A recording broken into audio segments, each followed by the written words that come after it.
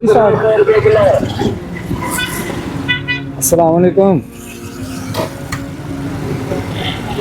भाईजान, की हाल आ? ठीक आ? पेट्रोल वादा मुक गया है? पेट्रोल हैगा अपने को? और नहीं ले लो यार, पंप अगे आ, थोड़ा जिहा अगे आ पंप, पेट्रोल ले लो हैगा खोलो ढक्कन दा।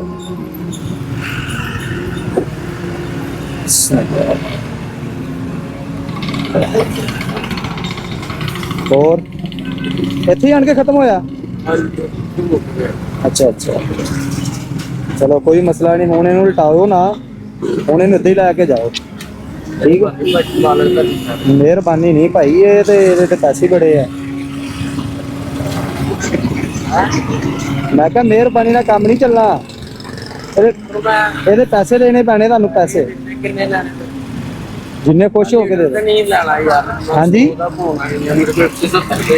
170 रुपए सी बस। मैं 100 ਦਾ ਪੋਣਾ। ਇਹ ਤੇ ਪੈਟਰੋਲ ਹੀ ਬੜਾ ਮਹਿੰਗਾ ਸੀ ਜਿਹੜਾ ਅਸੀਂ ਪਾ ਦਿੱਤਾ।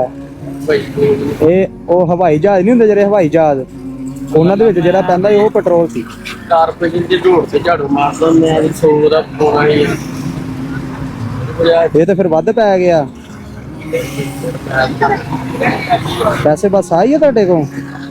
170 ਰੁਪਏ ਮੈਂ 100 ਦਾ ਪਵਾ ਕੇ ਚਲੀ ਜਾਣਾ, ਕਦੀ ਤੇ ਲੱਗੇ ਜਾ यार। अल्लाह तेन ज्यादा दवे मेरी जान, ये फीस भी लीला ही सीगा, ਇਹਦਾ ਕੋਈ ਪੈਸਾ ਨਹੀਂ, ਇਹਦੀ ਕੋਈ ਚਾਰजेस नहीं। मैं वैसे एक मजाक लगा ਤੁਹਾਡੇ ਨਾਲ। हाँ, अगर ਤੁਹਾਨੂੰ ਕਦੀ ਕਿਤੇ ਨਜ਼ਰ ਆ ਜਾਵੇ ਰੋਡ ਦੇ ਉੱਤੇ ਇਦਾਂ ਦਾ ਬੰਦਾ ਤੇ ਉਹਦੀ ਤੁਸੀਂ ਹੈਲਪ ਕਰ ਦੇਣੀ, ਇੰਨਾ ਤੁਸੀਂ ਜ਼ਰੂਰ ਕਰਨਾ, ਠੀਕ ਆ? ਬਕਾਇਆ ਪਰੇਸ਼ਾਨ ਹੋ ਗਏ ਤੁਸੀਂ। ਨਹੀਂ ਨਹੀਂ, ਮੈਂ ਤੇ ਭਾਈ ਦੇ ਲੋ, ਤੁਹਾਡੇ ਕੋਲ 150 ਰੁਪਿਆ ਸੀਗਾ, 170 ਰੁਪਏ ਅੱਲਾਹ ਪਾਕ ਨੇ ਪੂਰਾ ਲੀਟਰ ਦੇ ਦਿੱਤਾ, ਠੀਕ ਆ?